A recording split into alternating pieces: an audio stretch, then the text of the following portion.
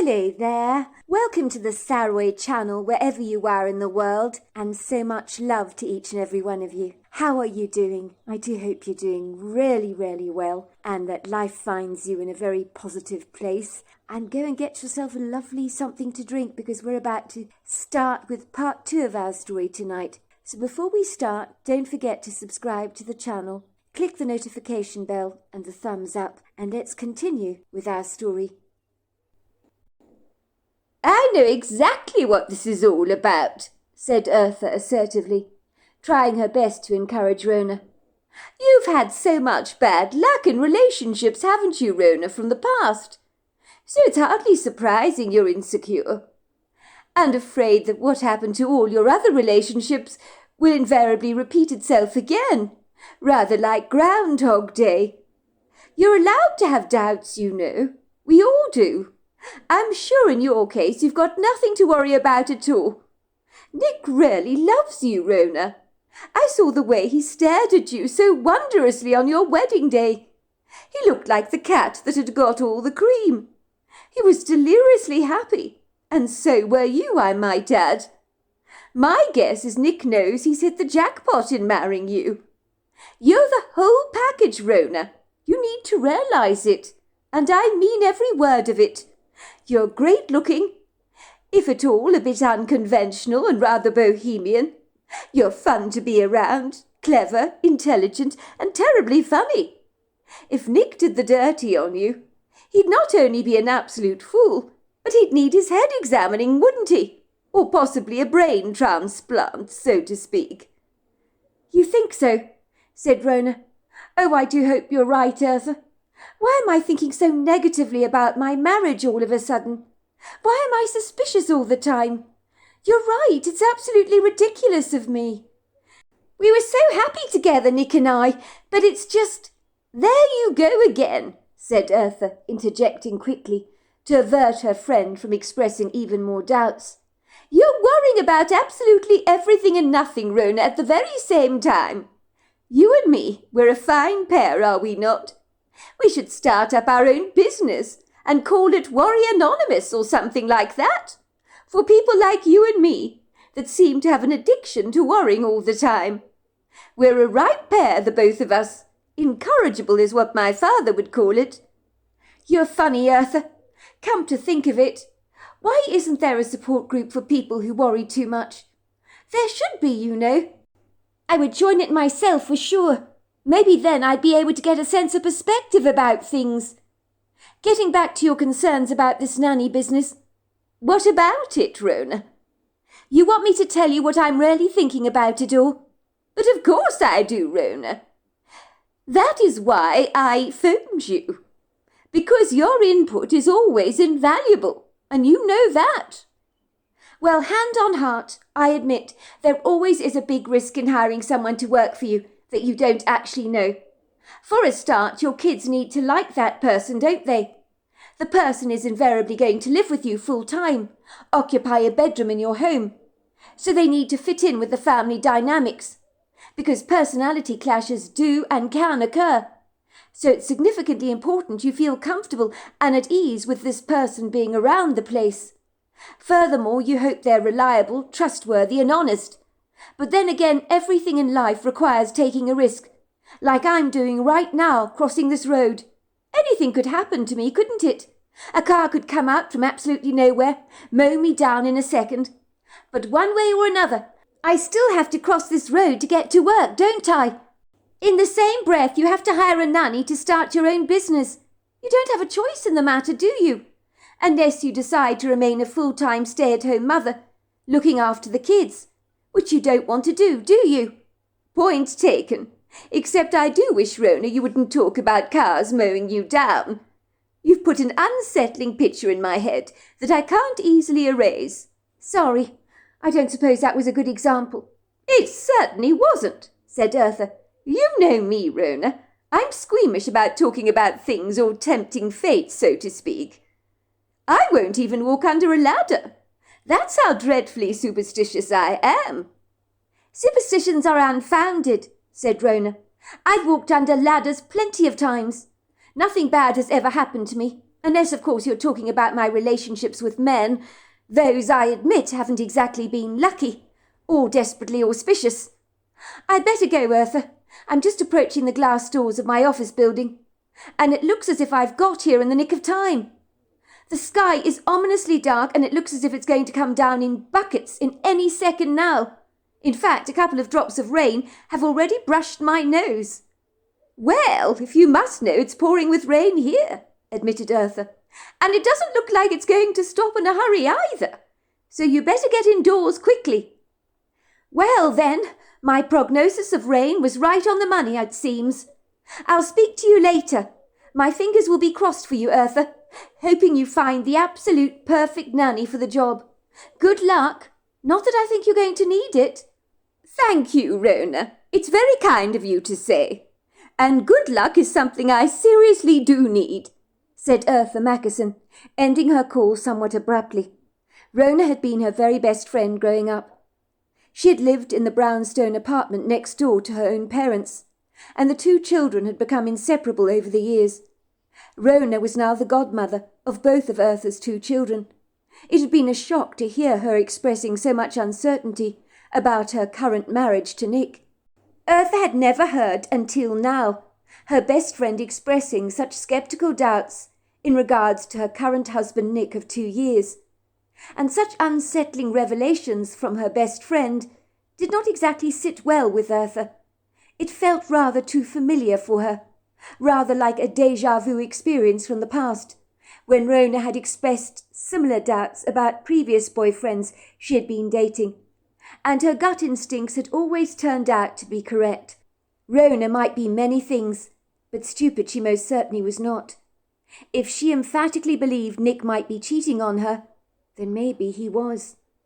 Eartha really did not want to entertain such beleaguered thoughts for her very best friend's sake. When a woman starts to feel this way, it usually means something is up. In Eartha's opinion, women were naturally instinctive by nature, and could easily sense if their partner was clandestinely hiding something from them.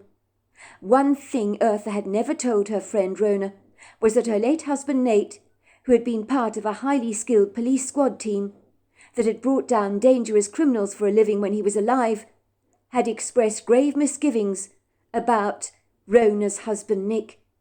Nate had always been a remarkably good judge of character.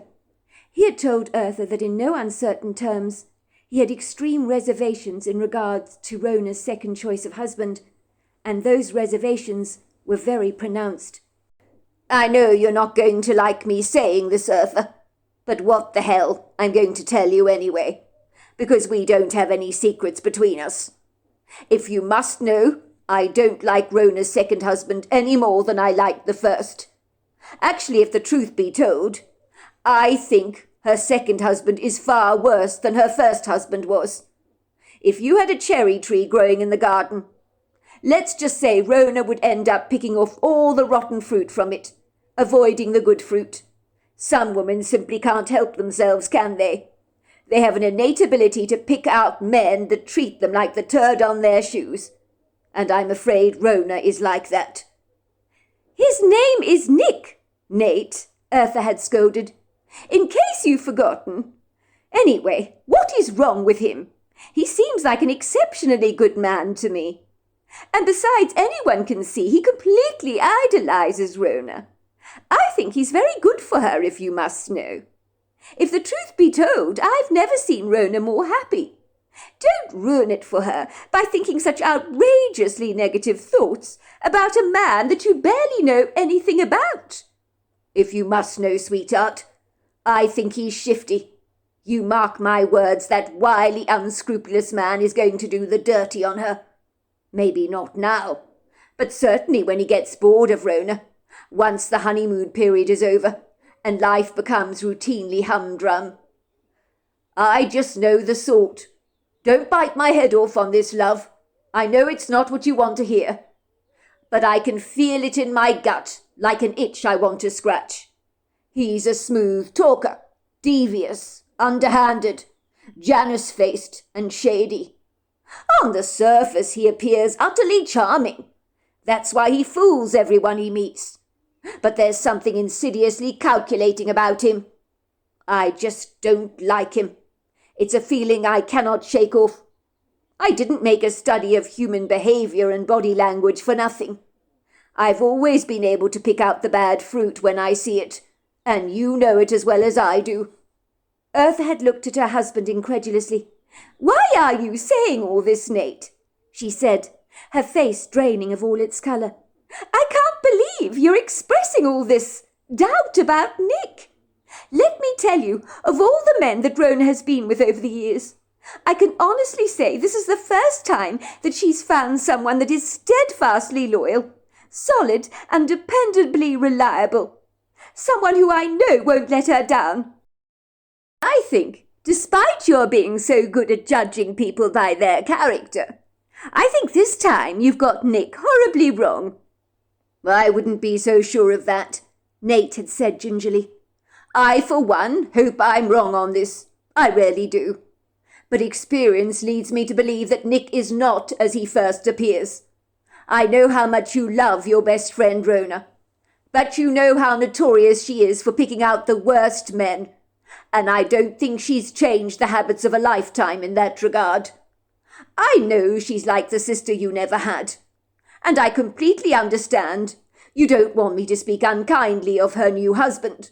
But I want you to know that maybe not everything will remain rosy in the garden once the gloss has worn off. That's all I'm saying. Don't say you weren't warned about this."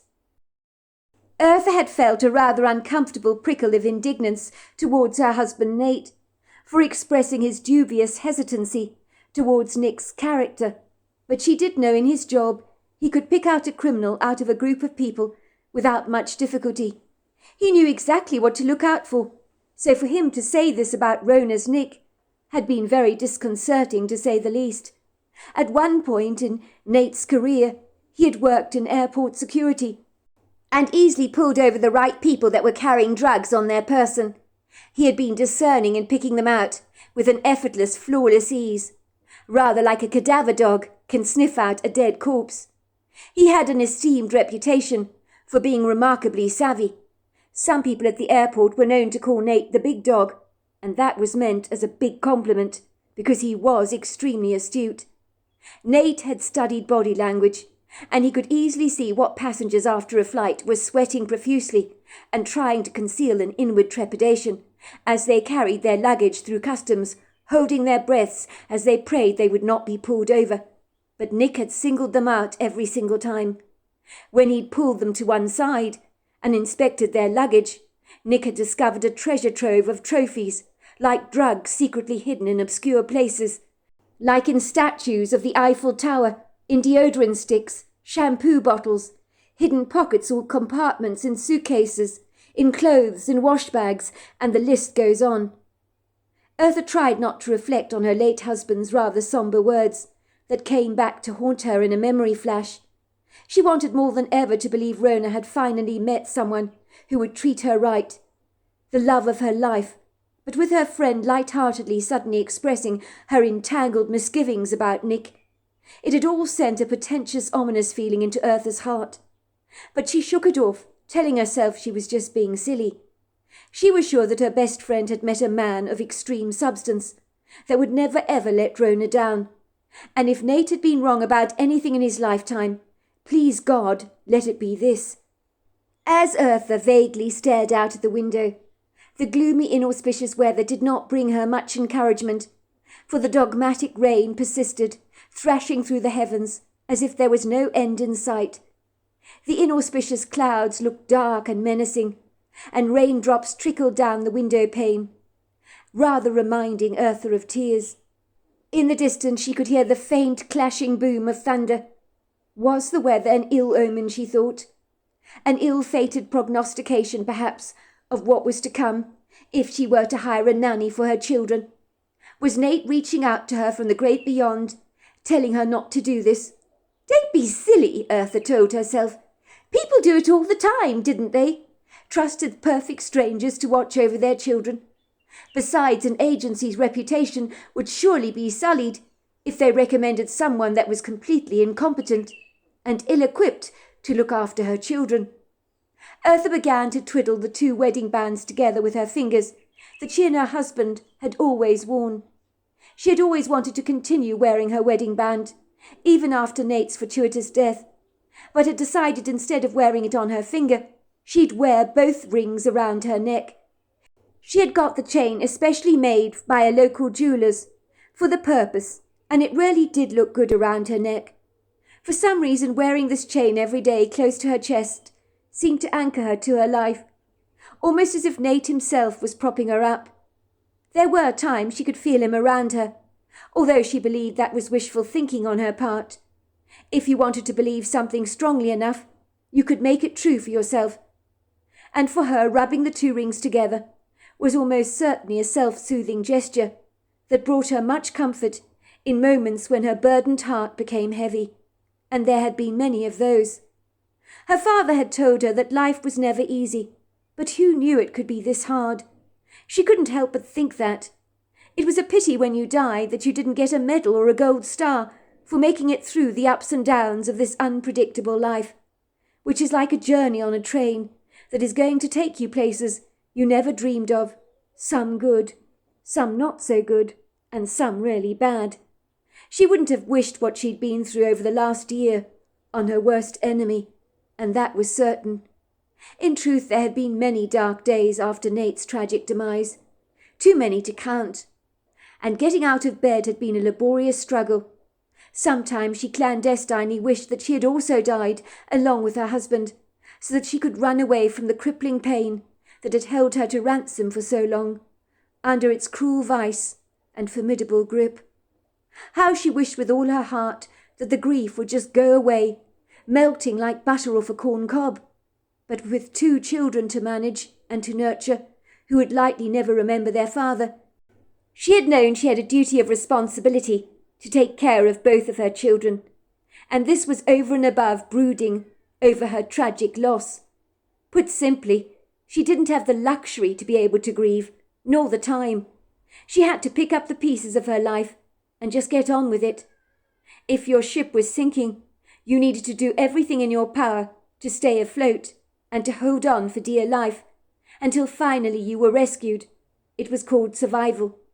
Nate would have wanted nothing less than a bright and rosy future for both of their children, and she wanted that too for them. She couldn't allow the jolting up and down of her personal emotional turbulence to wreak havoc on raising her kids. If she was upset all the time, it would make her children feel vulnerable, fragile, and insecure. She was the one that had to courageously hold the family together, for she needed to be strong. Her parents had reminded her of that.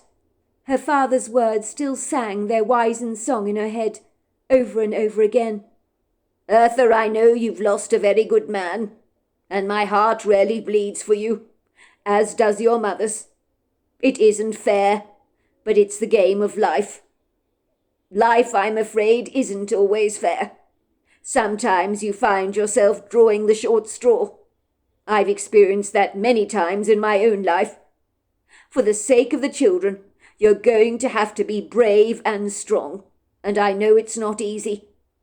When I fought in Afghanistan, and one of my fallen comrades was down, what did I do? There was nothing I could do. I continued to fight. We all did. We couldn't allow our emotions to cripple our success. I had to focus on the job at hand and remind myself that there was purpose behind all this madness. When I did return home, of course I experienced post-traumatic stress disorder. So many of us did. As in any war scenario, you see sights you cannot unsee. If you think about it, sometimes we face wars in our own personal lives, like losing a loved one, and that can be quite a battle.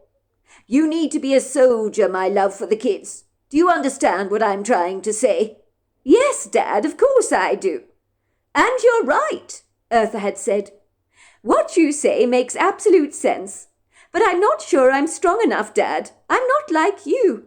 I don't know if I can get through this. What are you talking about, Eartha? That's nonsense. You're strong enough. You've always been hardwired to be tough. I've known that about you from the moment you were born.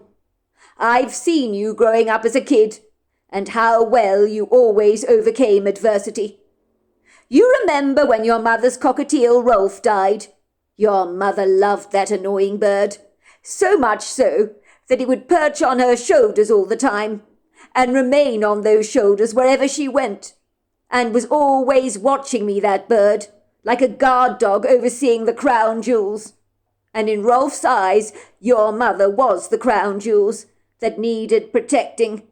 That bird never liked me getting anywhere near your mother, and whenever I even leant over to kiss her on the cheek, that bird would scream and squawk blue murder. For some reason, your mother seemed to find it all hilariously funny. I, on the other hand, was a whole lot less amused, for I was sharing my wife with a very jealous, overpossessive male bird, and that was no fun for me. Oh, I do remember that, Dad. That bird, Rolf, did not like you at all. He didn't want to share you with Mum, and made his position very clear. It wasn't difficult to see that when it came to choosing sides, Mum preferred to choose Rolf's side over your own. I'm very well aware of that. But one day, do you remember our ginger cat McGovern? You remember him? Of course I remember McGovern. He was an absolutely amazing ratter. One day McGovern got Rolf the cockatiel between his jaws and killed poor old Rolf.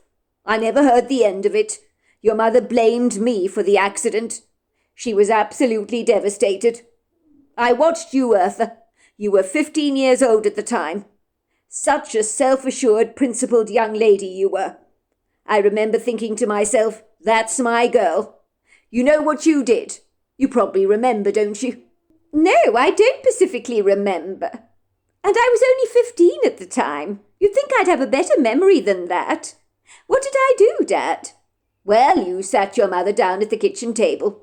You made her a cup of very sweet tea. And you told her very kindly how Rolf the cockatiel had lived a very good life. And yes, it was desperately sad that McGovern had got him, but these things happened. You then very gently led your mother by the hand, as if she was a 5-year-old girl, and you were her parent. You took her to the backyard and put poor little Rolf in a shoebox, and with a spade you helped your mother dig a grave for the cockatiel, and then bury him. You brought out the Bible and read some passages, while your mother wept. You then covered the burial spot with flowers from the yard. The following week, with your own savings in your piggy bank, you went and bought your mother another cockatiel. And you also got a collar for McGovern to wear, with a bell on it, so that the incident with the cockatiel never repeated itself again. The problem with that bell was that McGovern became a less efficient ratter after that. Let's just say, I knew you'd wanted to buy something very special for yourself with that money. You were saving it up for something. I can't remember what exactly. But you were more sad about your mother's pain in losing Rolf. So you were absolutely determined to make things better for her. So you bought her another bird. Oh, yes, I did, didn't I? Admitted Bertha. You were very determined. And in the beginning your mother yelled at you and said, I don't want another bird. No one could replace Rolf. But later that day your mother was eating her words. She had fallen head over heels in love with the second cockatiel. The irony of ironies is your mother loved the second cockatiel more than Rolf, which is almost impossible to believe, but it was true. She called her new cockatiel Ernie, because she said Ernie reminded her of an old teacher she had at school that she was very fond of. Ernie was even more possessive over your mother, more than Rolf had been. Oh my God, that bird was an absolute nightmare. Pecked at me all the time, squeaked and screamed whenever I was around your mother. Your mother loved every second of it. I remember thinking to myself, why didn't Eartha buy a girl cockatiel for her mother, so I wouldn't have to compete for my wife's affections all the time from a bloody bird? What I'm trying to say, Eartha, love, is that even though what you're going through at this time is grievously uncertain and upsetting, there is always another sunset on the horizon. You can be sure of that, and I speak from experience. But, Dad, did you ever get over the death of your fallen comrades? I never actually asked you that question. Of course you never get over the adversity of war, and the people that you lost. You also think about the people you shot on the enemy side. how their families are coping with the loss of that loved one from their lives. You never ever get over the insanity of war, but you learn to compartmentalize your life in your mind so that you can function as a human being. That's what you need to do with your memories of Nate. It's the only way to navigate your way through the storm. And if anyone can do it, Eartha, it's you. I have faith in you." Eartha had listened to her father's salient advice. She had wisely hidden her grief from her children, for she didn't want them to see her cry. It had been so hard trying to explain to them that Daddy would never be coming back home again, that he'd gone to heaven and was hanging out with the angels. Her 2 children had been drawing at the time with crayons on big pieces of white drawing paper, when she had told them the terrible truth. It seemed easier to talk to them while they were distracted, by doing something that they loved. At the time, Benjamin had been 3 years old, and Christy 4.5. "What do you mean, Mummy?" Benjamin had asked, looking up at her from his drawing, with a puzzled look on his face. "I mean Daddy has gone to heaven," she said, pointing to the ceiling. "He's not coming back home, love. He's never coming home again. Do you understand what I'm trying to say?" Benjamin continued to draw. "But why is he not coming back, Mummy?" he asked almost nonchalantly. "Doesn't he want to see us again? Why does he want to stay up in the sky all the time?" Christy had surprised Eartha with her matter-of-fact approach to death. She interjected, "Daddy wants to stay in heaven because the angels up there are so nice, and there's chocolate and marshmallow fruit growing on all the trees, like in Charlie and the Chocolate Factory. Everything tastes so nice in heaven, and everything looks very pretty. You can even drink chocolate from the stream there. Mrs. Phillips at Sunday school says the roads are paved with lots and lots of gold, and there are pearly gates up there." For a second, Christy stopped drawing, held her crayon in her hands, and looked at Eartha reflectively. "Will Daddy come back to visit us, Mummy?" she asked. Eartha answered her children rather gingerly. "He won't come down to see us in person, if that's what you mean, while he's in heaven drinking chocolate. But he's having a good time there, and there's a very big glass window in heaven, where he can watch us all day long, if he wants to," said Eartha, trying to conceal the raw emotions in her voice, for she didn't want her children to pick up her melancholia. So there we are. That is the end of part 2 of our story. Part 3 is tomorrow night. I look forward to you joining me then. Until next time, goodbye and good